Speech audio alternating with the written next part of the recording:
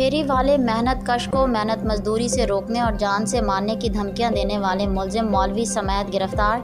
Zoya news network plus के हुजरा शाह मुकीम से reporter की रिपोर्ट के मुताबिक एसएचओ फरूख शहजाद की सरबराही में थाना हुजरा शाह मुकीम पुलिस ने बरवक्त कार्रवाई करते हुए मौजा फतियाना में फेरी वाले मेहनत कश को अपना ही साजो सामान बेचने से मुलजमान ने न सिर्फ ज़बरदस्ती बल्कि मोटरसाइकिल पर डंडे बरसाते हुए जान से मारने की धमकियां दी। मुलजमान अब्दुल गफ्फार और अमजद अली ने दीदा दिलेरी से वीडियो बनाकर सोशल मीडिया पर भी वायरल कर दी।